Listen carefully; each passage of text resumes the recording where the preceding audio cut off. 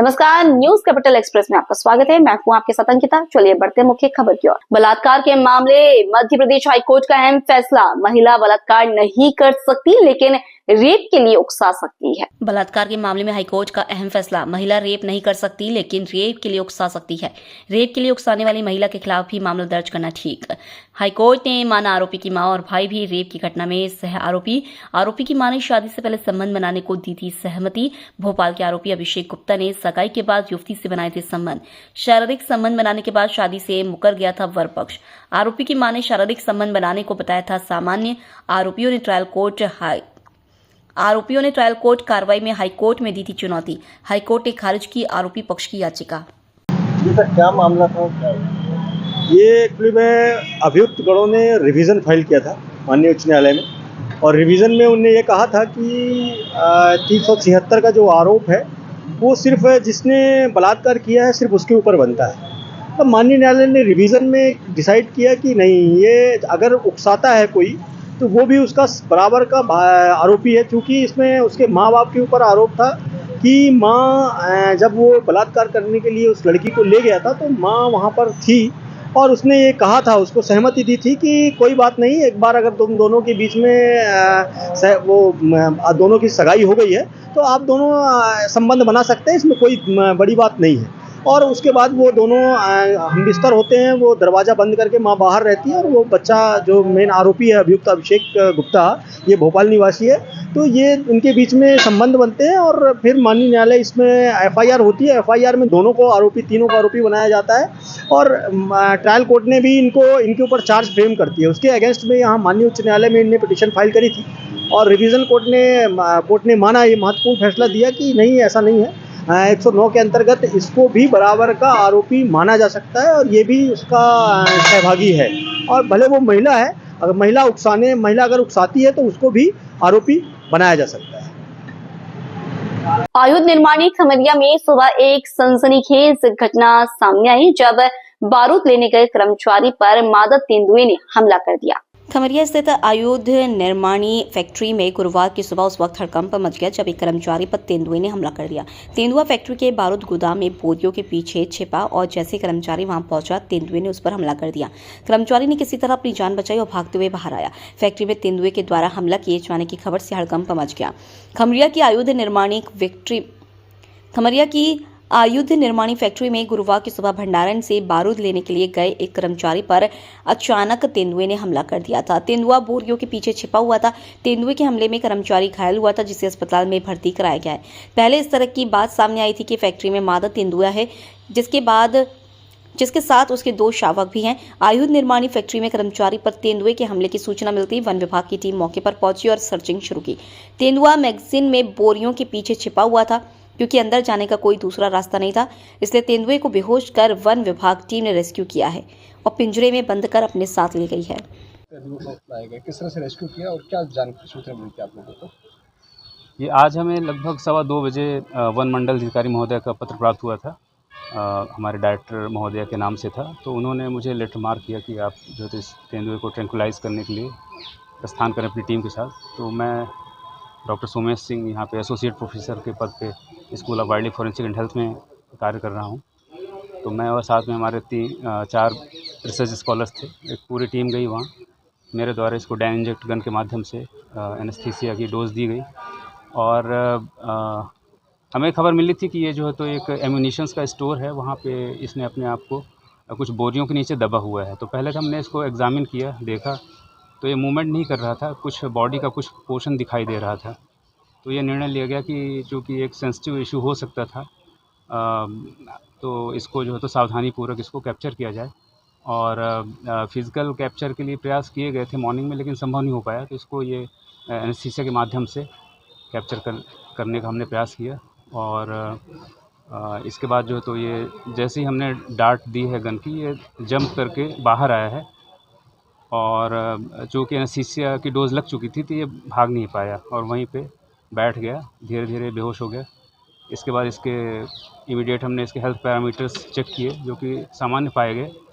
इसके बाद इसको जाल में लेके और जो इनका ट्रांसपोर्टेशन व्हीकल है उसके माध्यम से यहाँ पे लाया गया है अभी हम इसका स्वास्थ्य परीक्षण करेंगे और इसके बाद जो है तो आगामी निर्णय लिया जाएगा कि छोड़ना है या इसको रखने की आवश्यकता है। किसी पे जंप भी किया था सर, किसी पे? नहीं, इसकी कोई जानकारी नहीं है, क्योंकि हमें तो जब जानकारी यही लेटर प्राप्त हुआ कि इसको ट्रैंकुलाइज करना है, तो मेरा एक लिमिटेड काम था, तो वो हमने किया। इसका उम्र क्या रही है? ये लगभग 2 से 3 वर्ष का होगा। क्योंकि कुछ क्षेत्र में जी।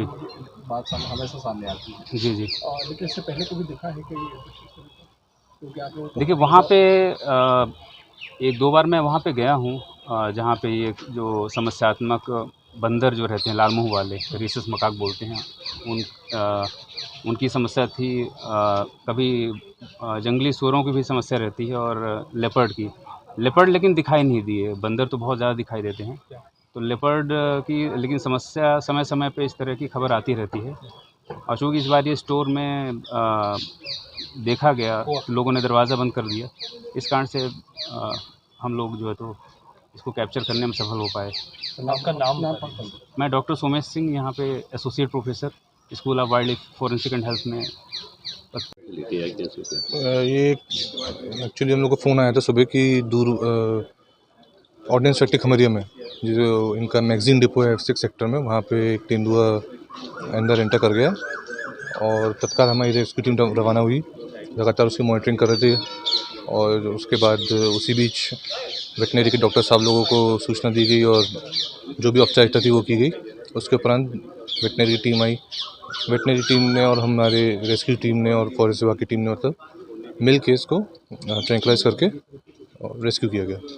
1.5 से 2 साल का अनुमानित इसकी उम्र 1.5 से 2 साल होगी और काफ़ी स्मूथली और काफ़ी अच्छे से रेस्क्यू हो गया, कोई कठिनाई नहीं गई। टाइम लगा लेकिन ईजिली हो गया।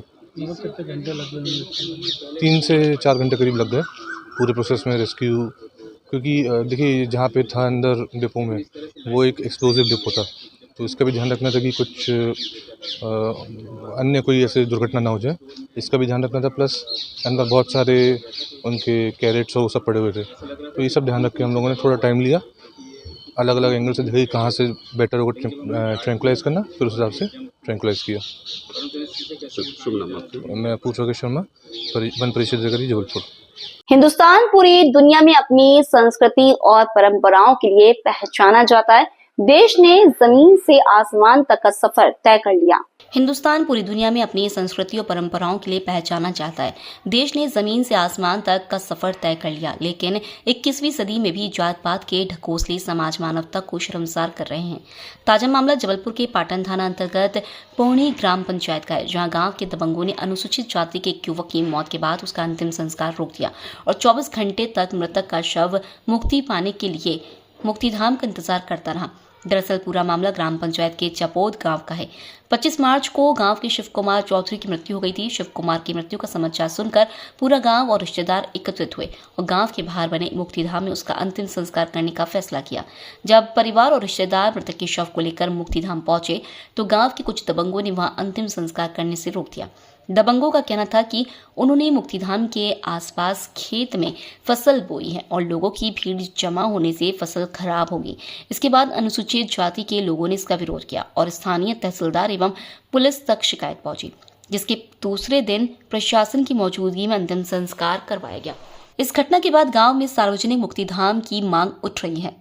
हालांकि इसके पहले भी अनुसूचित जाति के कई लोगों की मृत्यु होने पर मुक्तिधाम न होने के कारण अंतिम संस्कार करने में समस्या आई थी, लेकिन प्रशासन ने इस ओर ध्यान नहीं दिया। इस घटना के बाद रविदास समाज के लोगों ने आज कलेक्टर से मुलाकात की और ज्ञापन सौंपकर गांव में तत्काल मुक्तिधाम बनवाने की मांग की, जिसके बाद कलेक्टर दीपक सक्सेना ने तत्काल तहसीलदार से गांव पहुंचकर शासकीय भूमि पर मुक्तिधाम बनाने के लिए जगह चिन्हित करने के निर्देश दिए। मेरा नाम दौलत पैरवार है। दौलत जी, क्या हुआ था, किसकी मौत हो गई थी और फिर क्या हुआ था?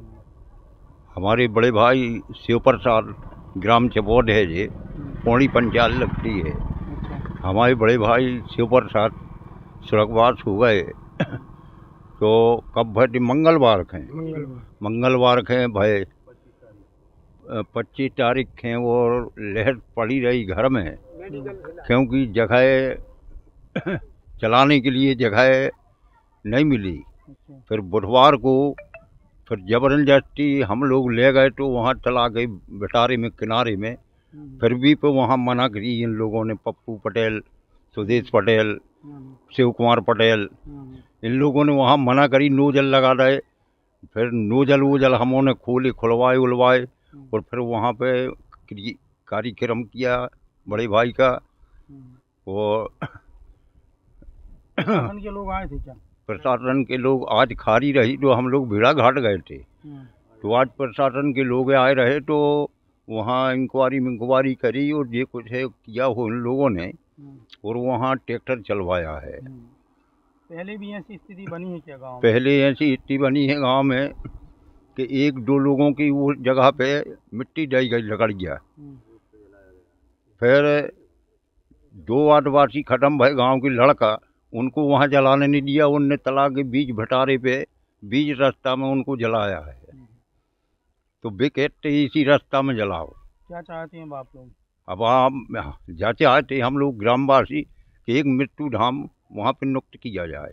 क्या नाम है आपका? हमारा नाम दौलत अहरवार है, ग्राम चपोट में रहता हूँ।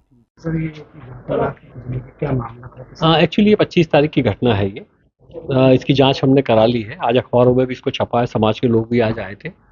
सुबह एसडीएम और सीएसपी और पूरा दल हमारा वहाँ गया था, वहाँ के लोगों के साथ भी बातचीत की। बेसिकली जिस जगह पे ये लोग करते रहे हैं, गोठान की वहाँ ज़मीन है, उस ज़मीन पे कुछ पटेल समाज के लोगों का कुछ कब्जा था। उस कब्जे की वजह से वहाँ फसल लगी हुई थी, और फसल लगने की वजह से वो चाहते थे कि उस जगह से हटा के कहीं किसी दूसरी जगह पे उसका दाह संस्कार कर लिया जाए। मौके पे वहाँ पटवारी और राजस्व विभाग के, पुलिस विभाग के लोग पहुँचे थे, और उन्होंने फिर वहाँ पे दाह संस्कार की प्रक्रिया पूरी करा दी थी। आज जो जिस जमीन का अतिक्रमण है, उस जमीन के अतिक्रमण को हमने हटवा दिया है, और वहाँ पे हम एक मुक्तिधाम बनाने के लिए जनपद पंचायत को निर्देश दे दिए। ग्राम पंचायत और जनपद पंचायत मिलकर वहाँ एक मुक्तिधाम बना देंगे, जो कि सभी समाज के लोगों के द्वारा समान रूप से उपयोग किया जाएगा। आज समाज के लोग यहाँ सभी इकट्ठा हुए थे। प्रशासन ने जिस तरह की कार्रवाई की है, वो सारी कार्रवाई से मैंने समाज के लोगों को अवगत कराया, और वो संतोष उन्होंने व्यक्त किया है इस कार्रवाई से। जबलपुर लोकायुक्त की पुलिस ने बनखेड़ी ग्राम पंचायत के सरपंच को 5,000 रुपए की रिश्वत लेते हुए रंगे हाथों गिरफ्तार किया है। जबलपुर लोकायुक्त की पुलिस ने बनखेड़ी ग्राम पंचायत के सरपंच को 5,000 रुपए की रिश्वत लेते हुए रंगे हाथों गिरफ्तार किया है। आरोपी एक पंचर की दुकान चलाता था और बीते कई दिनों से सरपंच रुपए के लिए परेशान कर रहा था। दरअसल फरियादी नागराज को प्रधानमंत्री आवास योजना के तहत राशि स्वीकृत हुई थी, जिसे कि सरपंच और सचिव के साइन के बाद ही जारी किया जाता है। मार्च 2025 में आवास योजना की प्रथम किश्त का भुगतान नागराज को हो चुका था। अब जल्दी अगली किश्त मिलनी थी, जिसके लिए सरपंच कमल प्रसाद पटेल ने फरियादी से रिश्वत की मांग की थी। ग्राम बनखेड़ी तिगट्टा में साइकिल पंचर की छोटी सी दुकान चलाने वाले फरियादी नागराज के पास इतने पैसे नहीं थे कि वह रिश्वत दे सके। कई बार सरपंच के सामने अपनी समस्या रखते हुए नागराज ने बताया कि आवास योजना की राशि मिल जाने के बाद जरूर पैसे दे देगा, पर अभी नहीं है। नागराज की बातों को सरपंच कमल प्रसाद पटेल पर किसी भी तरह का असर नहीं हो रहा था, लिहाजा चेतावनी दी कि अगर 5,000 रुपए नहीं मिले तो प्रधानमंत्री आवास योजना का राशि नहीं मिलेगी। सरपंच की चेतावनी दे डर कर फरियादी ने गांव के अपने एक दोस्त को सारी बात बताई, जिसके बाद फैसला लिया गया कि सरपंच के खिलाफ लोकायुक्त पुलिस से शिकायत की जाएगी। आवास योजना का मकान आया था तो कमल पटेल हर किस्त में 5,000 रुपया मांग रहा है। कहाँ के है ये कमल पटेल? बनखेड़ी, किस पद? मंझौली बनखेड़ी। सरपंच है, सरपंच है। कितने पैसे मांगे? वो हर चक्कर 5,000 रुपये मांग। कितने बार दे चुके हैं? हम एक बार दे चुके और दोबारा देंगे। आज क्या हुआ? आज क्या शिकायत की थी आपने इसकी? जी। किस नाम से पैसा मांग रहा था? आवास योजना का मकान आ जाएगा, पैसे दो 5,000, हर किस्त में 5,000 देते हैं। तो ये पहली किस्त थी कि दूसरी किस्त थी? ये पहली किस्त। क्या नाम है आपका? नागराज सिंह राजपूत। कहाँ से आए हैं? बनखेड़ी, मंझौली बनखेड़ी। सरपंच का क्या नाम है? कमल पटेल। नागराज सिंह राजपूत ने रिपोर्ट किया कि वह प्रधानमंत्री आवास योजना का पात्र है और इसके लिए उसको प्रथम किस्त प्राप्त हो चुकी है। आगे की किस्तें दिलाने के एवज में ग्राम पंचायत बनखेड़ी के सरपंच श्री कमल पटेल उनसे 5,000 रुपये रिश्वत की राशि की मांग कर रहे हैं। इसलिए उन्होंने हमारे लोकायुक्त जबलपुर में रिपोर्ट की थी और आज सरपंच कमल पटेल को हमने 5,000 की रिश्वत लेते हुए रंगे हाथों पकड़ा है। कहाँ पे सरपंच? ग्राम पंचायत बनखेड़ी। वो क्या कुछ काम के लिए मझौली के अंतर्गत आता है। क्या कुछ काम के लिए मांग रहे हैं, थोड़ा ओवरऑल प्रधानमंत्री आवास योजना में उनको जो आगे की किस्तें मिलती हैं उसमें क्या होता है कि 4 किस्तें अलग अलग समय पे मिलती है। एक किस्त प्राप्त हो चुकी थी, बाकी बोले 4 किस्तें जो और रह गई हैं उनको दिलाने के एवज में। आपका शुभ नाम और पता? मैं नीतू त्रिपाठी, DSP लोकायुक्त जबलपुर।